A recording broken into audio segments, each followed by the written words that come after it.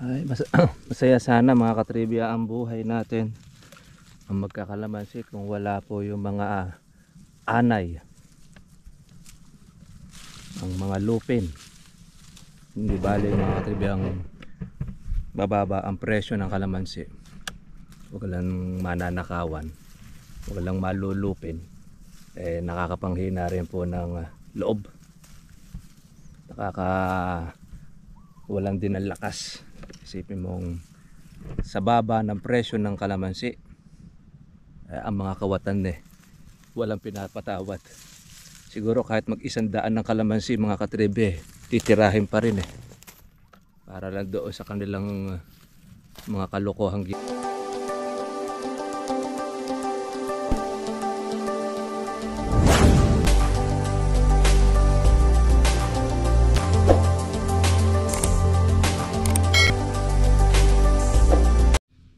Kumusta na po kayo mga katribya, at welcome po sa aking YouTube channel. Ito po, pitas po tayong congressman ng ating pong kalamansi. Ganito po sana karami po yung ating mga bunga na nabakli,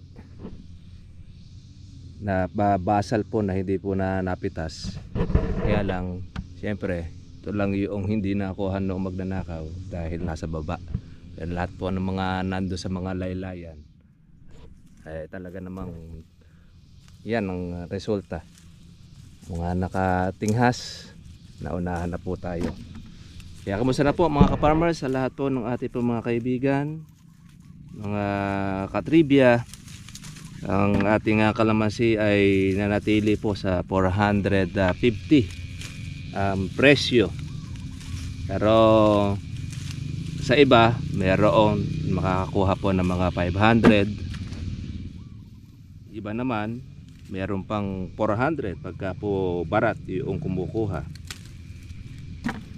Depende po rin mga ka-farmers doon po sa sitwasyon po ng inyong kalamansi. Pagka marami po ang dating, asahan na po natin na mababa. Doon po sa 450 mga ka-farmers ay 15 ang per kilo doon po sa farm gate. Pero pagdating po sa tingi, siyempre mahal na yan, mga nasa 40 na yan. Iba po ay nasa 50. Depende doon po sa palengke. Lalo na pag yan ay nakarating ng Metro Manila, talagang mahal po ang kalamansi pag nakarating na dyan. Ito mga farmers po yung ating sanga na bali dahil sa dami po ng kanyang naging bunga. Ito, nakalagtas ito doon sa magnanakaw. Hindi niya tinatsaga ito na kanyang pulutin sa baba. Gusto niya doon sa ginhawang paraan na makapal. Kaya tayo ito mga farmers, hindi na po basal ito dahil tira-tira na lang po ito ng mga kawatan. Nakakalungkot dahil tagal mong hinintay paglaki, ang baba na ang presyo ng kalamansi, ninanako pa ng mga hudas. Kaya yan po ang malungkot na balita, na kahit mababa ang presyo, ang magnanakaw pa rin ay hindi tumitigil. Pero tiis-tiis lang, at malapit-lapit na mahuhuli din natin yan. Hindi man ngayon, pagdating ng panahon. Kaya samantala na sila habang araw nila mga ka-farmers. Pero pag dumating po yung panahon na sila ay sisingilin, ayun na nga po yun. Iba pong maningil mga katribya po ang nasa taas. Pagka yun po ang naningil, naka po, ay talaga matatakot ka. Okay lang po yung ganyang na tayo yung inaargabyado, ginagawa ng kasamaan. Tiis na lang natin hanggat matitiis natin mga ka-farmers. Pitas tayo mga katribya. At ito po ay tira na po noong ating mga kawatan. Kaya sisingit lang tayo doon po sa mga kawatan. Sila ang nagmamay-ari nito halos Sila ang nakikinabang. Yung bagay kahit man po sa panahon natin ngayon, sa flood control ay nakita naman ninyo bilyon ang nawawala hindi naman po ngayon katakataka, kahit magkawalaan din po ngayon ang marami pong mga halaman, mukhang panahon yata na magnanakaw ngayon, lalo sa Pilipinas, panahon ng korupsyon. Kaya wala tayong halos maaasahan talaga na good governance. Merong mga natitira iba, kaya lang kung hindi po ganong marami, konti lang yung mga matitino.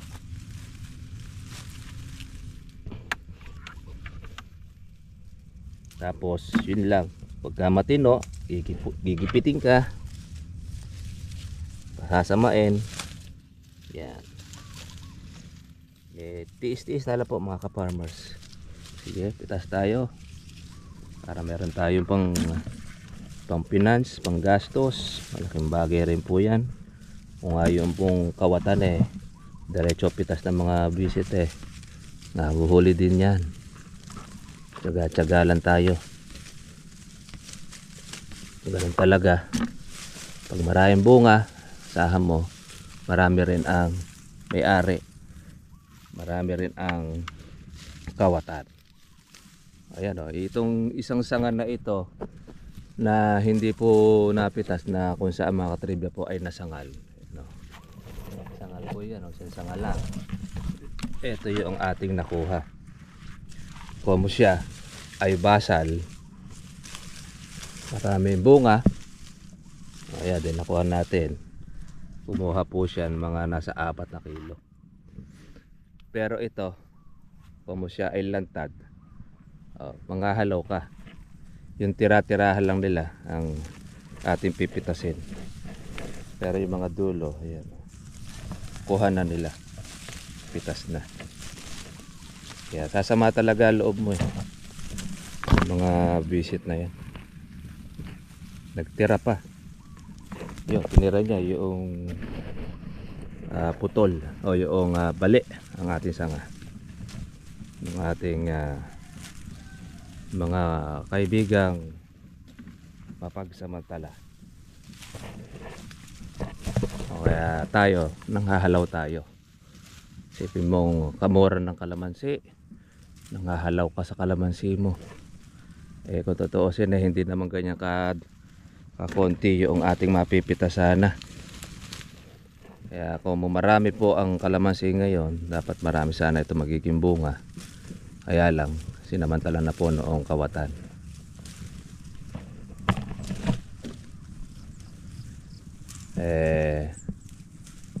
Siyempre, hindi po pahuhuli yan. At madalas po mga katribya pong nanonood po yun ng ating vlog.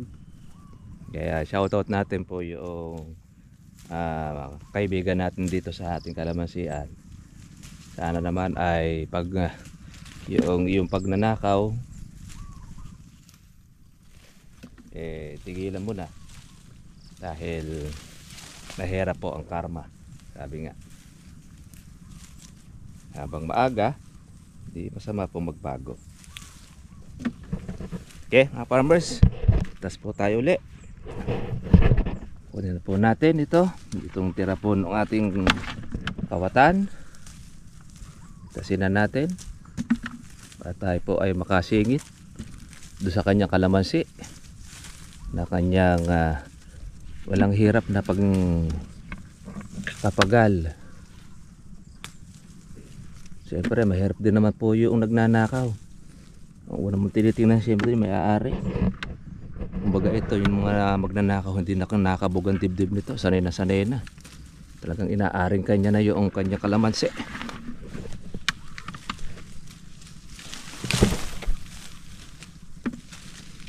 Kasi mo ang may-ari ang nagpapakahirap, ang nagpapagod, tapos magnanakaw ang siyang nakikinabang. Parang yung taong bayan nagbubuwis, hirap, pagod, pawis at dugo ang puhunan.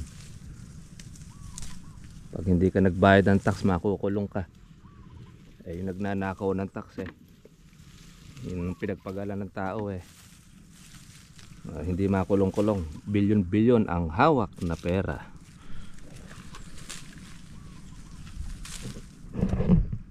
Gandang araw po sa lahat mga ka-farmers.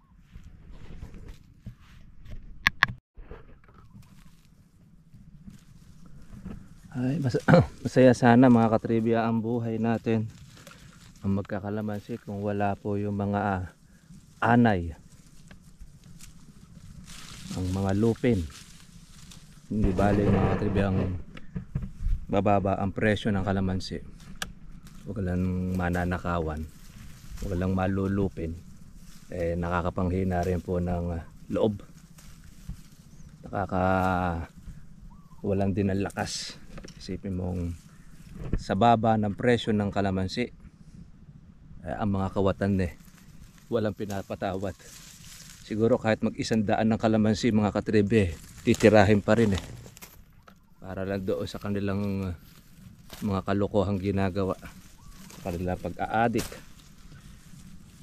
Alam naman po namin kung sino po yung mga gumagawa ng mga yun, dahil dito sa amin mga katribya, marami kasi po pwedeng panggalingan ng pag-hit-hit ng shabu at pot session.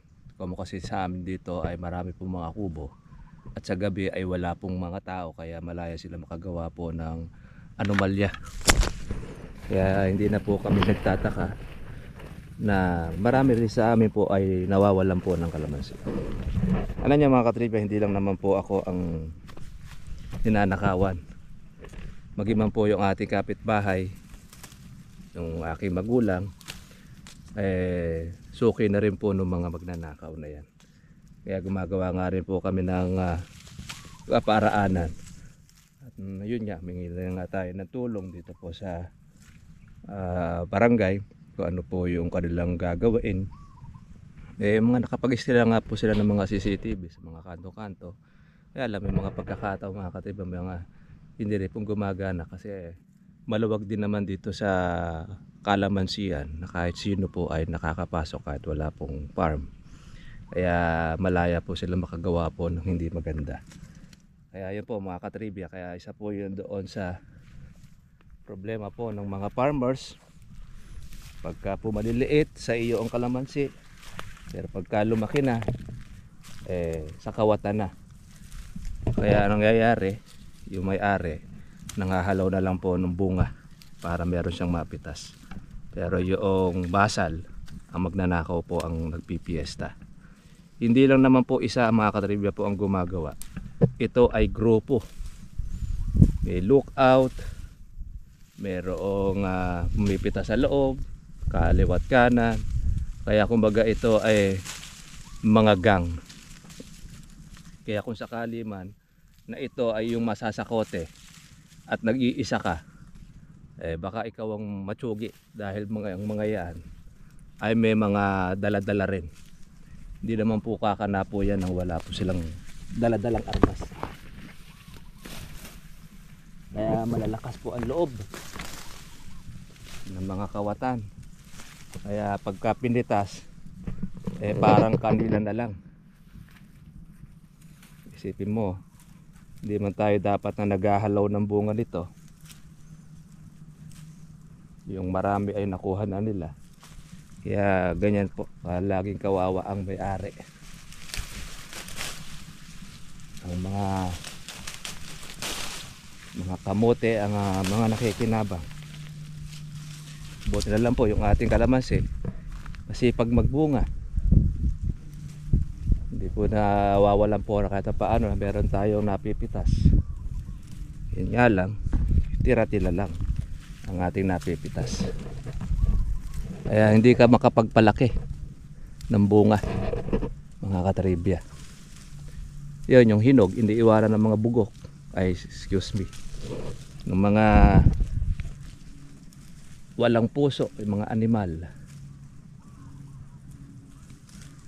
Kakasala tayo tuloy sa mga impacto na yan, dahil wala na pong inabatan kundi ang kalamansi ng may kalamansi.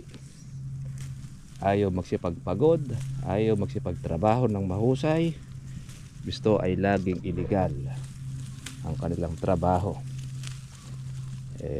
At nga naman ka mag-aalaga ka pa ng kalamansi, Mga kapitbahay mo naman maraming bunga.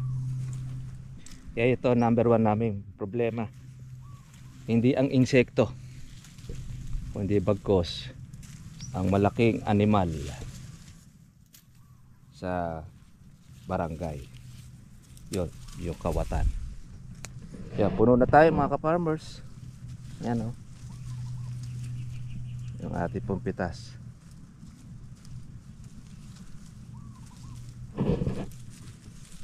Pasensya kayo mga ka-farmers, at sa inyo lang po naman natin na isasabi po yung ating saloobin about po doon sa mga kawatan at saka sa may-ari ng kalamansi. Dahil siyempre nakikita naman ninyo kung paano naman natin inaalagaan, paano natin pinagbubungan ng marami ang kalamansi natin. Kaya lang sa isang malungkot na pangyayari, hindi tayo makapitas na makapa dahil nauunahan na tayo na po ng kawatan. Kaya makikita na lang dito na marami na pong mga pinagpitasan.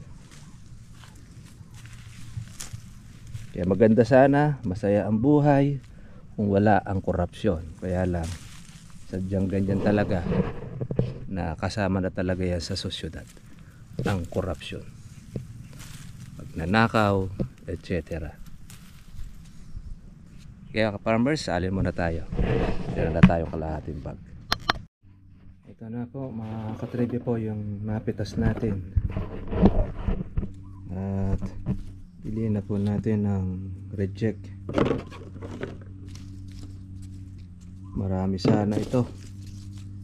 Meron kasing papitas sila nanay, kaya po yung mamimitas sa kanila po ngayon nakaukol.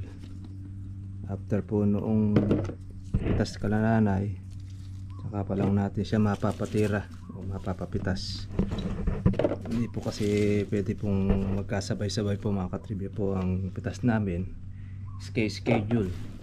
Kaya ang naka-schedule po ngayon ay kalatatay. Kaya tayo naman sumisingit tayo ng pa isa-isa o dalawa para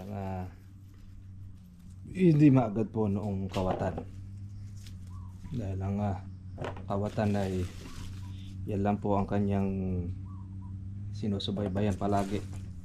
Hindi naman natin mahuli, pero huwag silang magpakampante dahil malapit na, konting-konti na lang mga trivia. Kaya tiis-tiis lang at pinaplano na natin ang ating gagawin sa mga Damocles.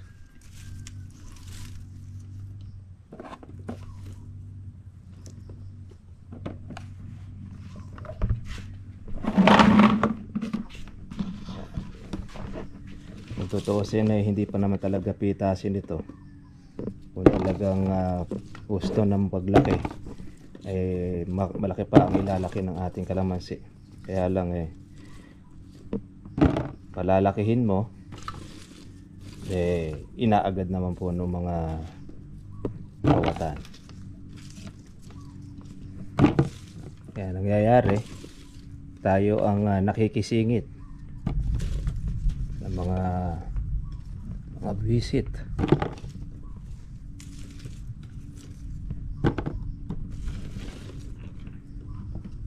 Tayo pa ngayon ang pumaparte.